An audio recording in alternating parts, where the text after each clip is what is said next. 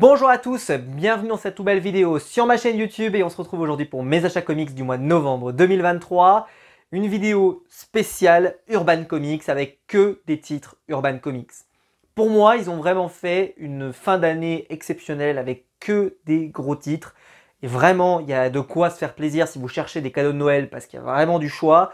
Et ils ont vraiment misé là, ils n'ont pas misé sur cet été, au grand regret de Thomas Rivière à l'époque qu'ils avaient traité de tueur de libraire. Mais je trouve que c'est quand même plus propice de sortir des albums pendant cette période-là où à Noël on peut chercher des idées plutôt que de les sortir l'été et qu'ils finissent au fin fond et plus jamais. Voilà, je trouve que c'est pas une très très bonne idée. Donc là vraiment ils ont mis les moyens, il y a plein de titres à des prix, en plus vous allez voir des prix très différents. Il y a des choses que je vais vous recommander dans cette vidéo et d'autres choses que je ne vais pas vous recommander. Et des choses que j'ai achetées, dont j'avais parlé le mois dernier, je disais peut-être que je vais l'acheter, etc. Et bah le titre dont justement je vais commencer, c'est celui-ci, c'est le dernier titre donc de Tom King que j'avais pas pris, qui était donc Love Everlasting, qui vaut 10 € jusqu'au 27 janvier, c'est ça, 27 janvier 2024. Déjà bon, attention ça choque, ça va faire peur, ils ont osé mettre de la couleur sur la tranche. Oui, ils ont fait ça. Alors, d'habitude, les titres Urban Indies, c'est cette charte-là graphique, sauf que c'est noir. Comme tous les titres Urban, comme tous les titres Batman, tout ce que vous voulez, c'est toujours noir. Et là, ils ont mis de la couleur. C'est la première fois que je peux constater de mes yeux qu'ils l'ont fait. Ils le faisaient aussi sur les Urban, pas Urban Indies, juste Urban, où vous aviez la tranche colorée selon le titre, etc. Bon, la charte graphique est respectée quand même. Je l'ai mis dans ma bibliothèque, ça choque pour le moment parce que j'en ai que deux, vous allez voir. Mais quand j'en aurai plusieurs, je pense que ça choquera moins. Parce que là, c'est vrai que ça perturbe un peu. Je vais pas vous mentir, j'ai pas mis au milieu. Alors que normalement, je les casse par ordre alphabétique. Mais là, non, je l'ai mis après parce que ça me plaît pas. Voilà, c'est côté psychopathe pour ma part. Ceci étant, je l'ai pas lu encore. Je vous le dis tout de suite, j'ai vraiment acheté parce qu'il était à 10 balles. Et que je devais compléter une commande parce que vous savez maintenant, les commandes, il faut que ça fasse 35 €, sinon vous payez des frais de port, etc. Donc, je l'avais rajouté parce que je t'avais commandé un autre titre qui faisait 20 et quelques euros. Et je me suis dit, allez, tu vas le prendre, c'est pas très grave, même si c'est pas terrible. J'ai vu les retours en plus des différents youtubeurs qui ont pu pourquoi pas l'acheter ou le recevoir. Ça, je crois pas que ça ait déclenché des foules incroyables. Je trouve que la cover est plutôt stylée et la tranche ne me choque pas sur ce titre. On en parlera juste après pour l'autre. Après, c'est Elsa Chartier au dessin, donc qui est une dessinatrice française. Et perso, je suis pas fan du tout de son trait. Je sais, c'est une française, donc on devrait se dire, oh là là, le côté cocorico, Maxime, enfin, le chauvinisme et tout. Bah ouais, mais bah non. Bah non, je le fais déjà pas pour Roland Garros, puisque je soutiens Rafael Nadal, je vais pas commencer ici. Mais voilà, je suis pas fan du tout de son trait, mais depuis toujours, j'ai même pas acheté le dernier, là, enfin son truc qu'elle avait fait, là, The Infinite Loop, je l'ai pas acheté, parce que justement, le dessin me plaît pas. Et après, voilà, c'est pas mal exécuté, hein, c'est son style. Donc voilà, faut aimer son style. Moi, perso, c'est pas ma came. Après, je pense que ça doit être dans le style du bouquin, vu que c'est un peu amoureux, machin et tout, ça doit être sympa. Je pense que ça ne me plaira pas, j'en suis quasiment sûr. Je l'ai acheté parce que c'est Tom King, et que Tom King, quand même, voilà, je suis curieux, mais je pense qu'à mon avis, c'est un titre qui va rester dans ma palle hyper longtemps. Mais genre, pendant peut-être 2, 3, 4, 5 ans, hein, c'est possible. En tout cas, je l'ai. Je sais que je l'ai. S'il y a un moment, une période de vache maigre avec des titres moins intéressants, ou par exemple, peut-être que l'année prochaine, je sais pas, il y a peut-être des titres que je vais finir par arrêter parce que peut-être qu'ils me plaisent plus, ou j'en sais rien, parce que je vais toujours continuer certaines séries, notamment chez Marvel ou autre, voilà, j'en sais rien. Bon, je continuerai Daredevil, ça c'est sûr, mais voilà. Peut-être qu'à un moment, voilà, il trouvera sa place, mais je sens qu'il va rester longtemps dans la palle, lui. Ensuite, lui, donc justement, l'autre que là, je suis pas d'accord, c'est Vanish, le titre de Donny Cates, avec Ryan Stegman au dessin, que j'aime beaucoup.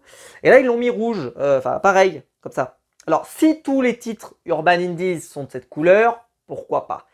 Mais je trouve que là, quand on voit la cover, qui est d'ailleurs sublime, alors la quatrième de couverture, c'est un peu plus en rapport, mais je trouvais que c'était pas super rouge, quoi, tu vois, donc j'aurais préféré qu'il soit noir, parce que je trouve que le héros, il est totalement noir, en tout cas le personnage est totalement noir, et je me suis dit, bah, pareil, pourquoi vous ne le mettez pas en noir, quoi? Enfin, bon.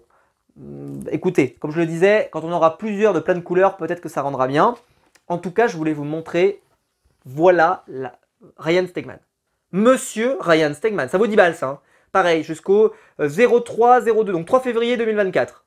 Monsieur, Voilà, on commence comme ça. Donc il y a Ryan Stegman, Jean-Paul Mayer, pardon, et Sonia Aubach. Je ne connais pas forcément les deux derniers. Voilà. C'est quand même hyper stylé, hein. On va pas se mentir. Je l'ai juste feuilleté parce que pareil, celui-là, en fait j'ai été très occupé au mois de novembre et il n'était pas du tout prioritaire parce qu'il y a 2 titres. Il y a les 3 titres prochains, je les ai tout de suite reçus et eux je les ai dévorés immédiatement. Donc celui-ci il va dans la palle aussi, mais celui-là il va pas y rester à vitam aeternam, hein. Je pense que dès que j'ai 2 minutes, etc., je vais me le lire parce qu'en plus il est pas super long. Et qu'est-ce que c'est beau, qu'est-ce que c'est... Voilà, alors à ce qui paraît, c'est pas incroyable par rapport à ce qu'a fait... regardez cette planche, elle est incroyable. Par rapport à ce que fait Donny Cates par ailleurs. Mais bon, écoutez, je lui laisserai sa chance. Donc c'est Vanish, tome 1, par Donny Cates. J'ai hâte de le lire, bien plus que évidemment le titre de Tom King et Agatha Chartier. J'avais vu, je crois qu'il y a des retours qui étaient mi-figue, mi-raisin, mais voilà, moi je sais qu'en tout cas j'allais le prendre. C'était obligatoire. Celui-là par contre, c'était pas pour compléter une commande, c'est que j'étais sûr de vouloir le prendre. À 10 balles en plus, honnêtement à 10 balles, rien que pour cette planche-là, ça vaut le coup, quoi. Regardez cette planche, quoi, je peux vous la remontrer, mais regardez comme c'est beau, quoi. C'est beau, c'est beau. Magnifique.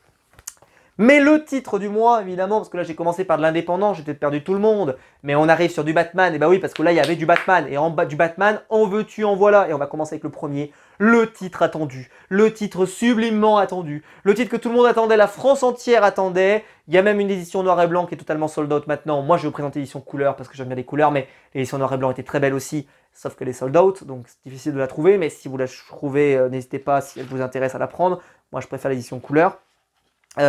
Puisque on a, je vous montre d'abord la couverture, Batman et Joker Deadly Duo de Monsieur Marc Silvestri. Ce comics, pour information, on en a entendu parler en com, je parle en communication, lors de l'annonce de DC Rebirth. Ouais, lors de l'annonce de DC Rebirth, c'est-à-dire que c'était il y a presque 5 ou 6 ans qu'on a entendu parler de ce truc-là. Et évidemment, on avait à peine eu des détails, et puis après on avait commencé à avoir une planche d'un Batman, et je crois que cette planche, je peux vous la trouver, parce que je crois qu'elle est au tout début. Je vais vous la trouver, voilà, c'était celle-là. Je crois que celle-ci, on l'avait vue assez vite, sortie quelque part, une sorte de leak, quoi, de Batman de Marc Silvestri. Et puis après, plus rien. Pendant très très longtemps, plus de nouvelles. Il y avait un Batman, dessiné par Marc Silvestri, mais plus de nouvelles. Même pas d'effet d'annonce, c'est-à-dire qu'Urban a annoncé, enfin Urban, pardon, DC Comics aux États-Unis l'avait annoncé, et plus rien. Ça a duré, etc. Et puis un jour, on voit dans la collection Black Label, la fabuleuse collection Black Label, annoncé Batman, Joker, Deadly Duo par Marc Silvestri, et tous les numéros sont sortis tous les mois. En fait, il avait tout dessiné, donc il était prêt. Ça donne une idée quand même que pour pondre ça, ça a pris un temps considérable, mais bon, peu importe. Le titre est magnifique, donc ça valait le coup d'attendre. Et lui, je sais pas comment ils l'ont payé, c'est-à-dire comment il se fait payer, quoi, parce que il a duré vachement longtemps sur ce projet, et on peu importe. Et bah, il nous sort ça. Et je l'ai adoré, mais adoré. C'est hyper dur à résumer. En fait, il va se passer un problème. Je vais rester flou. Il va rester un problème dans Gotham.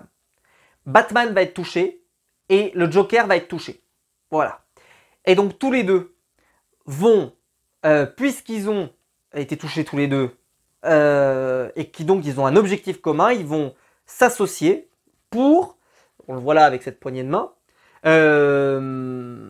pour aider à résoudre ce problème. Voilà, je vais le dire comme ça.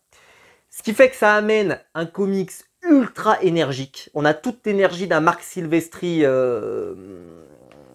qui était en très très grande forme. Regardez son Harley Quinn comme elle est sublime. Elle est vraiment magnifique et j'étais mais franchement, regardez. En fait, je peux m'arrêter sur n'importe quelle planche, n'importe quelle page, n'importe quel truc. Tu sais que tu vas tomber sur une masterclass. Limite, la cover, je la trouve un poil moins stylée que le reste à l'intérieur. C'est pour dire. J'ai adoré les dessins derrière, avec les buildings, les machins, les trucs qui sont vraiment stylés. Regardez cette planche comme elle est incroyable. Pour information, j'avais tous les numéros en VO. Je les ai tous achetés en VO et j'ai racheté évidemment le bel album chez Urban parce que je suis un malade.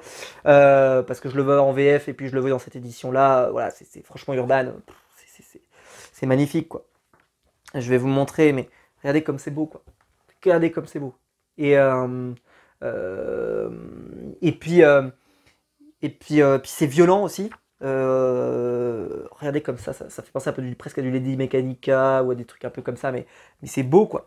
Je vais vous montrer, il y avait un truc, il faut que je vous montre ça, mais voilà, regardez comme c'est beau. Ouais. Non, c'est magnifique. Je vais pas trop vous en révéler sur l'histoire parce que c'est quand même une histoire dans laquelle on aime voir Batman en train de chercher, le Joker en train de chercher, donc j'ai pas envie de trop vous en raconter. Ça se dévore, ça se déchire, c'est sublime, c'est magnifique, c'est incroyable, c'est le deuxième meilleur comics de l'année après, pour moi, Gotham City année 1, qui était vraiment extraordinaire.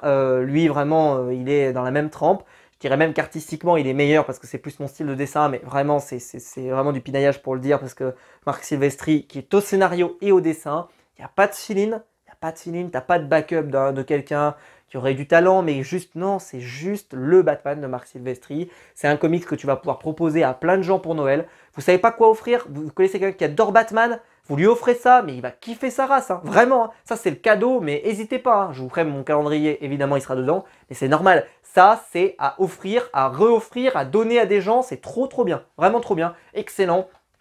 Le début est violent, par contre, je précise, je ne le ferai pas à tout le monde. Il y a des gens qui se font couper en morceaux. Donc voilà, méfiez-vous, méfiez-vous. Ensuite, alors, on passe... non, je vais faire plutôt dans cet ordre-là.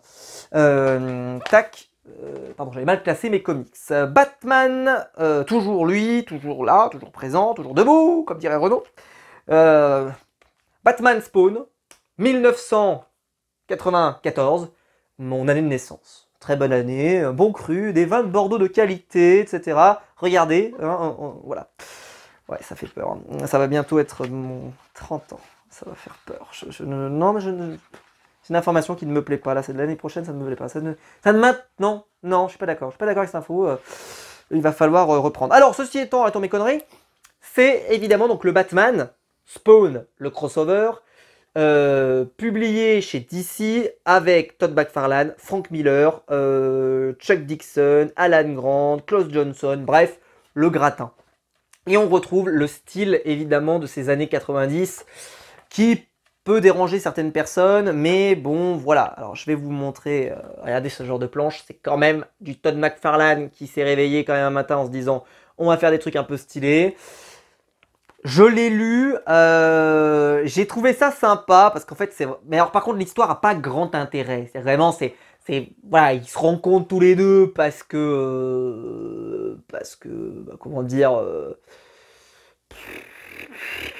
ouais, Batman fait une enquête comme d'habitude, sauf que cette enquête est vraiment occulte et va l'amener à rencontrer Spawn, voilà. Ce qui fait que si vous aimez Spawn, vous allez aimer. Si vous aimez Batman, je trouve que c'est moins sympa, perso. Je pense que c'est vraiment plus lié à aimer Spawn, parce qu'on parle beaucoup de l'enfer, etc. J'adore cette planche, je la trouve magnifique. Je vais vous montrer une autre planche. Voilà, ça c'est très beau. C'est très très beau. D'ailleurs, ça fait partie de la couverture exclusive, je crois, de mémoire. Hein, c'est celle-ci. Je vais vous montrer, parce qu'à la fin, vous avez un cahier bonus avec des noirs et blancs. Qu'est-ce qu'on a d'autre? Regardez comme c'est pas trop mal ça. Mais voilà. J'ai trouvé que c'était bien. C'est un crossover qui est sympa, qui est cool, tu vois, mais qui n'a pas l'effet punchy ou coup de poing qu'on aimerait, mais qui est cool en fait. C'est-à-dire que si vous connaissez des gens qui aiment bien les années 90, ils seront contents peut-être de redécouvrir ces icônes Batman, Spawn, dans le même comics et tout, c'était sympa. Moi je le recommande, moi j'ai pas été déçu. J'ai été quand même content de l'avoir acheté qu'à seulement... parce qu'il y a une couverture, la couverture que je vous ai montrée à l'intérieur, qui vaut 24 € et celui-là je crois qu'il vaut que 19. Je trouve que ça vaut pas le coup pour moi, en tout cas perso, de prendre la couverture exclusive. Parce que voilà, comme je vous l'ai dit, c'est bien, mais c'est pas... Voilà, c'est vraiment un truc popcorn. C'est vraiment du comics popcorn, comme moi je les appelle. C'est des comics qui n'ont pas vocation à réformer le médium et des choses comme ça. Mais j'ai passé un bon moment à le lire. Et puis surtout, c'est pas très long. Donc ça se lit très bien. Moi, je suis rentré du travail un soir et en fait, je me suis dit, j'attendais l'épisode d'Incroyable Talent. Et je me suis dit, allez, qu'est-ce que je fais? Et ben, je me lance ça et je l'ai lu très très vite. Enfin, très vite, mais en prenant mon temps, en appréciant ma lecture. Et je suis content de l'avoir lu et personnellement, c'est un bon coup de cœur. En tout cas, c'est quelque chose que j'ai bien aimé. Mais alors celui-là, il y a une cover exclusive qui est pour moi moins jolie que celle-là. Donc celle-ci par contre, je trouve que celle-ci est plus belle. C'est le Batman Spawn et j'adore cette cover. Je la trouve sublime, vraiment, elle est plus belle que la variante pour moi. Alors là, c'est la version évidemment de Batman Spawn, mais version 2022, je crois qu'il a été publié, hein, avec donc un deuxième rendez-vous. Et là, eh ben, en fait, c'est plus ma came. Alors pour deux raisons. La première, c'est que c'est Greg Capullo. Et je suis un immense fan de Greg Capullo qui a travaillé sur Spawn pendant très longtemps. Et d'ailleurs, j'aimerais beaucoup avoir ces épisodes de Spawn, les épisodes de Capullo. Je vais vous montrer, mais alors évidemment, l'album est très court parce qu'il n'y a qu'un seul numéro et donc ils ont mis le numéro en noir et blanc. Ce qui fait que ça se lit. En fait, j'ai enchaîné les deux lectures personnellement et ça s'est lu extrêmement vite. Mais quand je dis extrêmement vite, c'est pas un défaut. Je l'ai dévoré. C'est alors, comment vous dire, c'est différent du premier. Parce que dans le premier volume que je vous ai montré, il y a un côté où c'est Spawn et Batman. Là, c'est plutôt Spawn vs Batman, un peu dans l'idée. Donc, c'est différent. Le projet n'est pas totalement le même, mais c'est pas très grave. Hein. Je vais vous montrer. Est-ce que je pourrais vous montrer une planche justement qui m'a interpellé pour vous la montrer. Enfin, VS. Hein. Voilà, après. Hein, ça reste un crossover et voilà, hein, machin, quand même on s'allie. Hein. Mais je vais vous montrer, j'aimerais vous montrer une planche, voilà, là on est plus là-dedans, c'est ce que je vais vous montrer. Mais voilà, c'est, alors, bon, moi perso, n'étant pas encore un grand amateur de Spawn, je pense que ça n'a pas l'effet sur moi que ça a chez beaucoup de gens. Mais par contre, pour voir du Greg Capullo, ça vaut l'achat tous les jours, mais tous les jours, voir Greg Capullo dessiner Batman, ça, déjà rien que pour ça, il faut l'acheter. Déjà, rien que pour ça. Et puis, bah, en plus, je ne vous l'ai pas montré, mais en noir et blanc, je vais vous montrer. Monsieur Greg Capullo en noir et blanc. Monsieur. Oui, on peut utiliser monsieur, hein. Regardez comme c'est beau. Je vais vous montrer, il y a une planche, notamment en noir et blanc, elle m'a fait câbler. Il faudrait que je... Franchement, je ne sais pas s'il vend ces planches originales. Enfin, je ne sais pas s'il y a des planches originales ou pas. Mais à mon avis, ça, les planches originales, ça a dû se vendre à des milliers d'euros parce que c'est sublime, quoi. Et je vais vous montrer, il y avait une planche qui m'avait fait câbler en noir et blanc. C'est pas celle-là. Là, voilà. La double plage. Regardez comme elle est belle. Je trouve que ça sublime encore plus, quoi. Magnifique. Bon, Greg Capullo. Faut qu'il dessine longtemps, Greg Capullo. Merci, merci. J'ai aimé. Mais il est très court. Donc, j'ai aimé. C'est très court. C'était sympa. Mais ça n'a pas l'impact sur moi. J'ai préféré, évidemment, le Batman de Marc Silvestri. Parce que là, on a plein de numéros. Il y a une vraie histoire et tout. Je dis pas qu'il n'y a pas d'histoire là. Je dis juste que, voilà, c'est sympa, mais ça ne va pas révolutionner. Et enfin, on termine avec deux volumes qui sont les suites. Hein, en fait, c'est volume 1 et volume 2. Et eux, je ne les ai pas lus. Et je vous le dis tout de suite, je pense que je ne les lirai pas tout de suite. Parce que ça, c'est vraiment de ce que j'appelle les comics du patrimoine. C'est-à-dire qu'il faut les lire quand on a le temps, on est posé. Donc certainement, je les lirai peut-être à Noël ou peut-être l'été prochain, par exemple. C'est pour vous dire.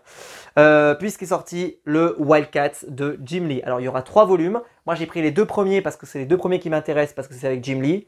Le 3e, il est avec Alan Moore. Si vous aimez Wildcats, bah, prenez Alan Moore. Moi, perso, je ne sais pas ce que j'en pense. Je ne les ai pas lus.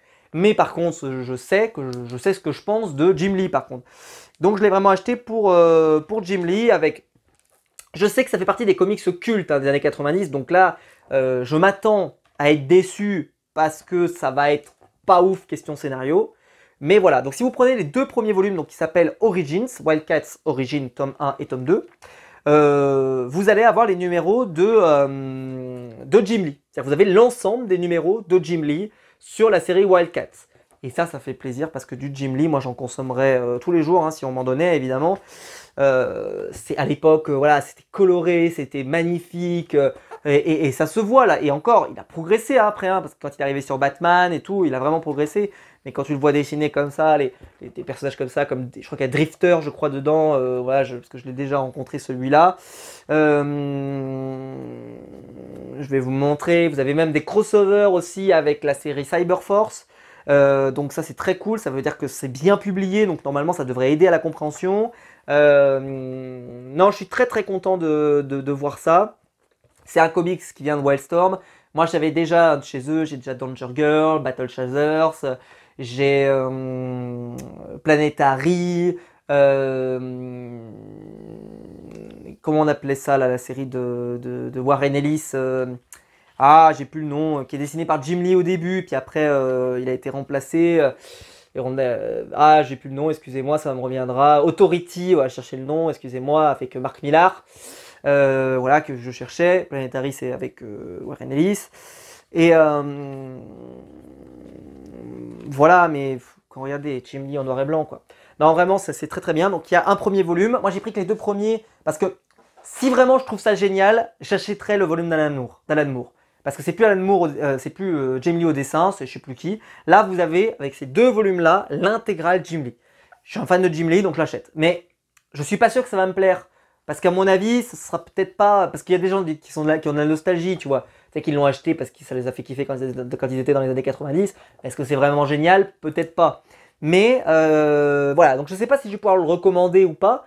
Mais ça fait partie de ces comics, en tout cas, que je vais être content d'avoir. Enfin, que je vais être content de posséder. C'est un peu. C'est du patrimoine, quoi. Mais voilà, c'est le genre de truc, je sais que je vais pas me presser, par exemple. Je vais pas le lire, je vais pas mettre tout de suite à me dire, allez, vas-y, Maxime, il faut que tu lises ça vite en urgence et tout. Non, je pense que c'est un truc, voilà, il faut se poser, il faut être dans un bon moment pour le lire. Ça va être sympa, ça va être les années 90. Je m'attends d'ailleurs à que le scénario soit pas terrible, vu qu'il n'y a pas, je crois pas qu'il y ait de fin, tu vois, je pense pas qu'il y ait vraiment une fin assez intéressante à la fin du volume. Il faudrait vraiment aller jusqu'au bout, j'en sais rien. Ce qui est bizarre, c'est qu'en gros, quand vous passez de ce volume-là, il y a des numéros qui sautent. Et après, on passe à Alan Moore. C'est pour ça que je me suis arrêté là, parce que je me suis dit, ça veut dire que même Urban estime qu'on peut s'arrêter là. Pourquoi pas? En tout cas, on verra. On verra si je trouve ça dommage de s'arrêter là. Voilà. Mais voilà, dites-moi dans les commentaires en tout cas si vous les avez achetés parce que ça m'intéresse. Parce que moi perso, je les ai achetés parce que vraiment, bah voilà, j'aime bien Wildcats dans le principe de lire du Jim Lee. Mais je connais pas la série, donc je sais pas si ça va me plaire ou pas. Voilà. En tout cas, j'espère que la vidéo vous aura plu. Dites-moi vous ce que vous avez acheté comme achat comics du mois de novembre. Moi j'ai acheté. Dites-moi ce que vous avez acheté d'ailleurs chez d'autres éditeurs. Parce que moi j'ai vraiment alors, craqué mon slip chez Urban. Mais dites-moi vous, est-ce qu'il y a d'autres trucs qui vous ont interpellé chez Panini, chez Delcourt? Alors chez Delcourt, je sais qu'il y avait Invincible qui sortait. Moi j'ai du retard sur Invincible, donc je le rattraperai probablement vers Noël, au mois de décembre ou je sais pas quand. Parce que j'en suis encore qu'au volume 6 ou 7 je crois. Donc je crois qu'ils en sont 11. C'est pas bon signe, mais on va le rattraper au fur et à mesure. Mais c'est vraiment un. J'ai apprécié en tout cas mes lectures du mois. Je suis très content de ce que j'ai acheté. Je pense que c'est vraiment des lectures que je vais prendre plaisir à découvrir. Il y a des trucs, c'est du patrimoine. Il y a d'autres trucs, c'est genre un peu de ma zone de confort, vous voyez, avec le titre de Tom King et tout. Mais voilà, je trouve que c'est un achat en tout cas qui est très intéressant. Et je vous attends dans les commentaires pour me dire vous ce que vous avez pris chez d'autres éditeurs aussi, évidemment. J'ai cité 3 éditeurs, mais ça peut être d'autres. Si la vidéo vous a plu, en tout cas, vous pouvez la liker, pour vous abonner, pour la partager sur les réseaux sociaux. Il y a le bouton rejoindre ici juste en dessous pour devenir un membre soutien de la chaîne et je vous en remercie si vous le faites. Et quant à nous, on se retrouve très vite pour des nouvelles vidéos sur ma chaîne YouTube. Ciao!